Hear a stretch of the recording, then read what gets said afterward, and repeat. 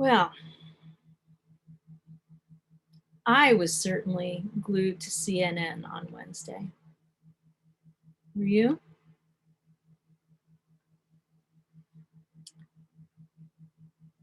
As I was planning the service for this week, it was not the week I was expecting. This was not how I thought I was going to have to end the week or start the week on. This was not, when I planned this service originally, how I thought all this was going to play out. But our lives are like that. And many of my colleagues were talking all week long about, well, what are you going to do? Are you changing your service? Are we going to change the focus? And I thought about that. So you might be wondering, why are we going to talk about the 6 sources of faith today? Well, my friends,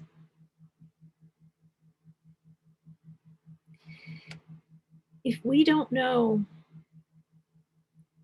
what our foundation is and where we're coming from,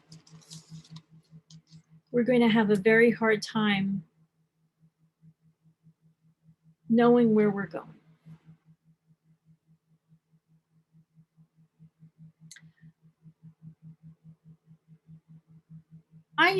I don't know what GPS you like to use. I like to use Waze. Maybe you like Google Maps. Maybe you have an older GPS, a separate GPS system, in global positioning system in your car, or something that you put in separately. I used to use Madelyn, but whatever GPS you use, whatever, maybe you like a map, a paper map, but whatever you use, you have to have a starting point. You have to know where you're coming from in order to know where you're going and how you're going to get there. And if we are going to confront the powers of evil, if we are going to confront those who would tear down our democracy, if we are going to confront fascism, we need to know where we are coming from.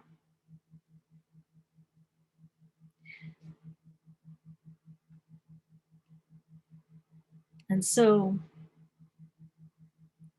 we need to understand our sources of faith. And it just so happens that I had planned this series to start today. So we're going to talk about all of our sources and then go deeply into them.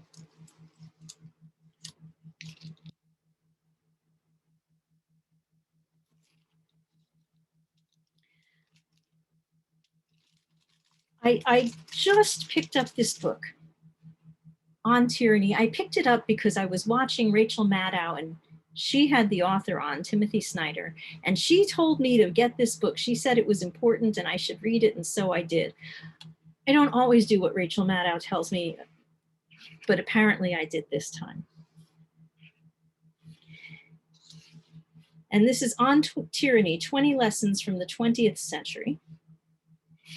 And in his ninth lesson is be kind to our language. One of the things he says is to read,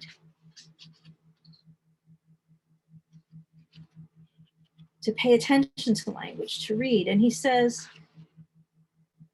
Christians might return to the foundational book. And I think here we can extrapolate to all faiths might return to their foundational books, which as ever is very timely.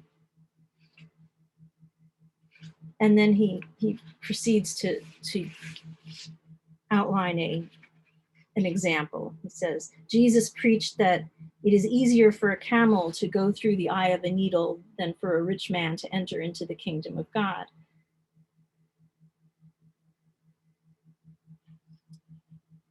But he's exhorting us to return to faith, to know what our foundation is. And he recommends many other books in here.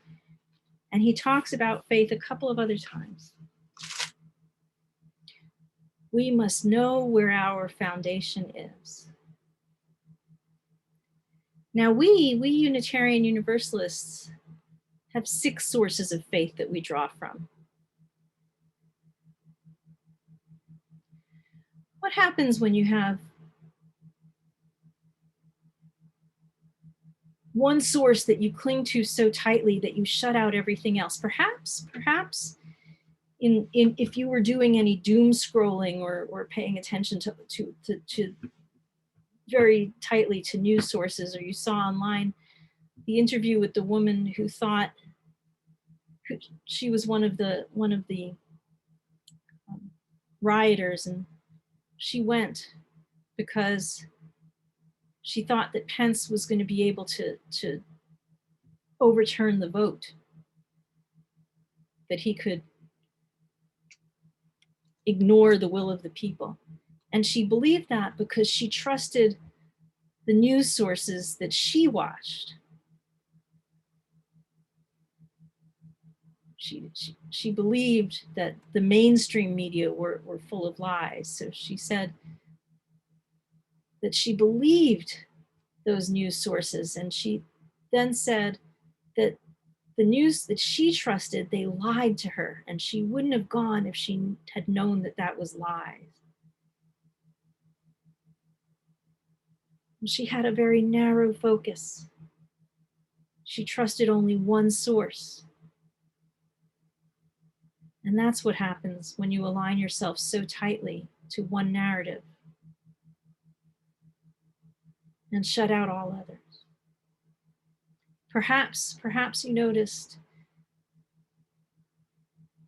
that there was an awful lot of Christian nationalism caught up in the insurrectionists. The Proud Boys knelt and prayed before they stormed the Capitol on Wednesday.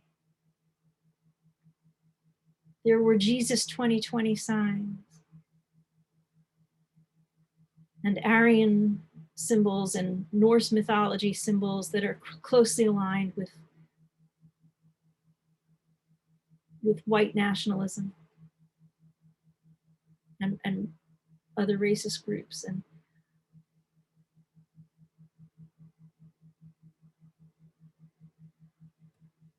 so we need to know what our foundation is.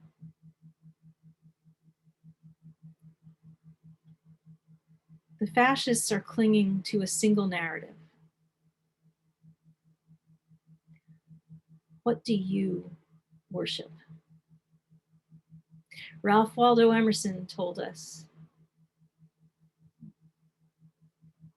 2 centuries ago that we will worship something. He used sexist language. That was the language at the time, but he said, we will worship something, whether we know it or not.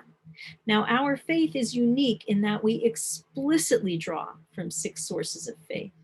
I remember when it was 5. It's a living covenant. We re-examine it from time to time. We have 6 sources of faith that we are meant to draw from. Now, you likely have a taproot. You likely have one source that speaks most deeply to you. What source speaks most deeply to you? I'm going to invite you to participate in creating a word cloud right now.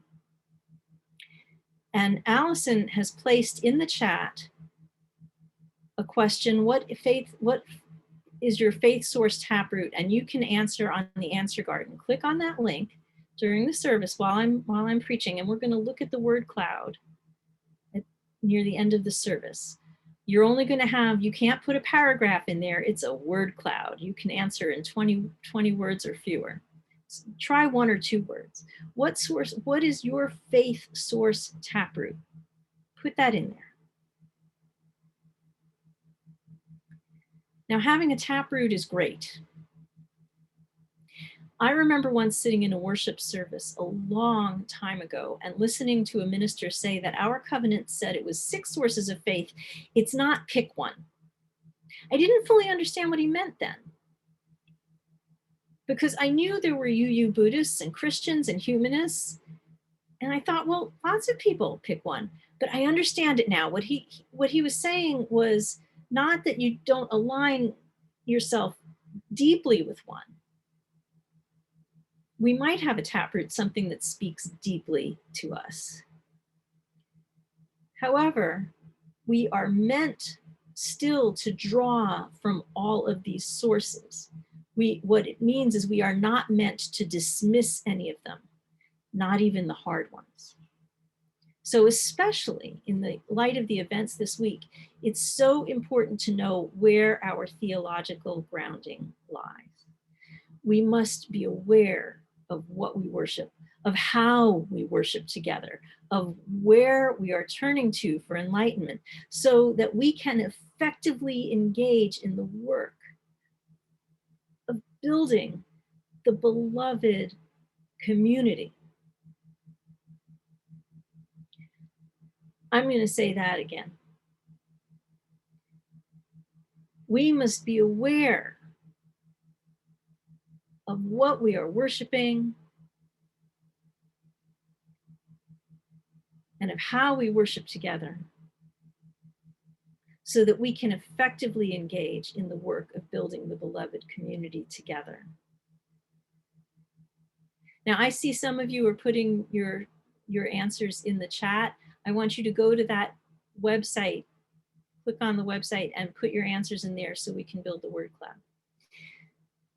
So in the aftermath of the insurrection, many of our political leaders talked about how this was an attack against a sacred institution. And even some talked about the temple of democracy. They used religious language. And we must be clear about what that means to us. Is Congress a sacred, holy? Is it a holy institution? What do you hold sacred?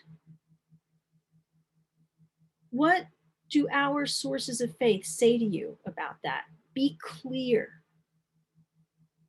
Pay attention. Over the next couple of months, we're going to examine each source individually. And I hope one speaks to you deeply. I hope at least one speaks to you deeply. Maybe several speak to you deeply. And I hope you will pay special attention to the others, the ones that don't speak to you as deeply. I hope you'll pay special attention to those, to find out what you can draw from them. In these times, we will need to draw on every ounce of our faith. In these times, we will need to draw on every ounce of our faith. We have seen what happens when people fall prey to demagoguery and to twisted theology. There is bad theology out there. We are not the religion of do as you please. We don't have creeds. We don't have a dogma, but we do have a covenant together. We do have some guidelines. We need to be clear. We need to understand our own theologies, and we need the foundation.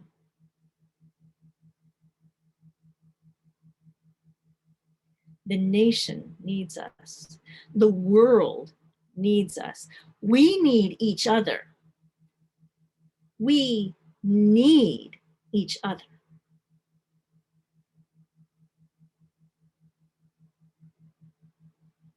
Namaste.